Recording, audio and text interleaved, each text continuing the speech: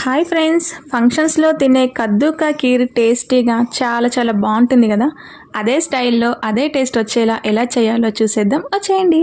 సింగారి సింగదాని ఇంటిదారిలోన పోసోడే పాడుకొన రింగాయిగా బిర్రాన చేరుకొన నీ ముందు నిలుచుకొన చేసి ఎత్తుకొన బంగారంగా అతల్లో పూసుకున్న పౌడర్లు రాసుకున్న ఊరేగి వస్తావు